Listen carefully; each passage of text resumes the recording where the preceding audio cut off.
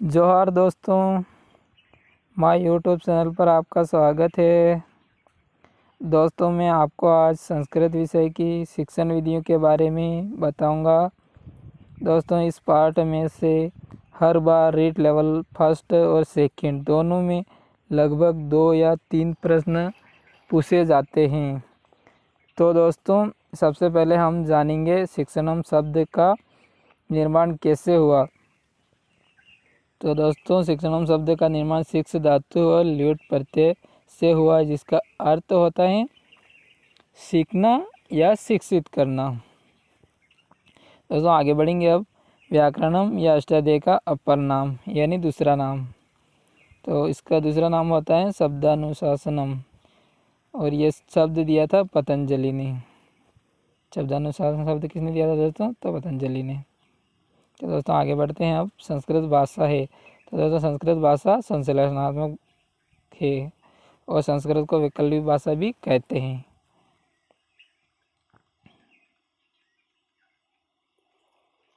दोस्तों, अब जानेंगे हम शिक्षण और उनके उद्देश्य। तो पहला शिक्षण है व्याकरण शिक्षण। व्याकरण शिक्षण का मुख्य उद्देश्य होता है भाषा ज्ञानम यानी भाषा का ज्ञान करवाना। दूसरा उद्देश्य है नाटक शिक्षण। नाटक शिक्षण का मुख्य उद्देश्य होता है दोस्तों संस्कार या चरित्र शिक्षण यानी संस्कारों और चरित्रों के बारे में ज्ञान करवाना। और तीसरा है अनुवाद शिक्षण। अनुवाद शिक्षण का उद्देश्य होता है द्विभाषा ज्ञानम यानी 2 भाषाओं का ज्ञान करवाना। और चौथा शिक्षण है गद्य शिक्षण। गद्य शिक्षण का उद्देश्य होता है ग्रहण अभिव्यक्त से यानी ग्रहण करके अभिव्यक्त करना, यानी किसी भी कहानी नाटक को ग्रहण करके वापस अभिव्यक्त करना ही गद्य शिक्षण कहलाता है। और आखिरी सेक्शन है हमारा पद्य शिक्षण। पद्य शिक्षण का मुख्य उद्देश्य होता है दोस्तों रसानुभूति, यानी किसी भी कविता को पढ़कर आनंद प्राप्त करना, रस की अनुभूति करना ही रसानुभूति कहलाता है। तो दोस्तों, इन्हीं 5 शिक्षणों के श्रेष्ठ विधियों के बारे में जानेंगे। तो सबसे पहले देखेंगे व्याकरण शिक्षण।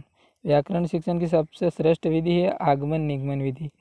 दोस्तों, इसमें ऑप्शन में अगर आगमन और निगमन दोनों अलग अलग आए तो सबसे श्रेष्ठ विधि आगमन को मानना है, और दोनों साथ में आए और साथ में बहुत सारी और भी विधियाँ अलग अलग ऑप्शनों में होगी, ये दोनों साथ में होगी तो आगमन निगमन विधि को मानना है। उसके बाद दूसरी विधि है नाटक शिक्षण। नाटक शिक्षण की श्रेष्ठ विधि समवाय या सहयोग विधि। और आगे तीसरी विधि है दोस्तों अनुवाद शिक्षण। अनुवाद शिक्षण की श्रेष्ठ विधि है द्विभाषा या द्विभाषी विधि। और चौथा शिक्षण है गद्य शिक्षण। गद्य शिक्षण की श्रेष्ठ विधि उद्बोधन या अर्थबोध विधि होती है। और लास्ट शिक्षण है पद्य शिक्षण। पद्य शिक्षण की सबसे श्रेष्ठ विधि खंडान्वय विधि होती है। तो दोस्तों, हम अब आगे बढ़ते हैं। अब देखेंगे विधि और उनके लेखक और शिक्षण से संबंध, किस शिक्षण से संबंध है किस विधि का। तो सबसे पहले देखेंगे आगमन विधि। आगमन विधि के लेखक हैं पतंजलि, और ये व्याकरण शिक्षण से संबंधित विधि है दोस्तों। और दूसरी है निगमन विधि। निगमन विधि पाणिनि ने दी थी और इसका शिक्षण है व्याकरण। उसके बाद है प्रश्नोत्तर विधि। प्रश्नोत्तरी विधि में यह विधि सुकरात ने दी थी और इसका संबंध गद्य से है। उसके बाद है पाठ्य पुस्तक विधि। इस विधि को डॉक्टर वेस्ट महोदय ने दिया था और यह विधि सभी जगह प्रयोग में ली जाती है, इसलिए इसको कॉमन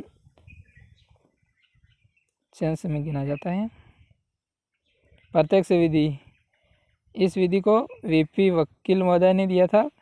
ये भी सभी जगह पे प्रयोग की जाती है, इसलिए कॉमन सेंस में आती है। और लास्ट विधि है दोस्तों हमारी व्याकरणानुवाद विधि, जो डॉक्टर रामकृष्ण गोपाल भंडारकर ने दी थी और इसका संबंध व्याकरण शिक्षण से है। तो दोस्तों, आपको यह वीडियो कैसा लगा? अच्छा लगा हो तो दोस्तों इस वीडियो को सब्सक्राइब करें, लाइक करें और अपने दोस्तों के साथ शेयर करें। धन्यवाद।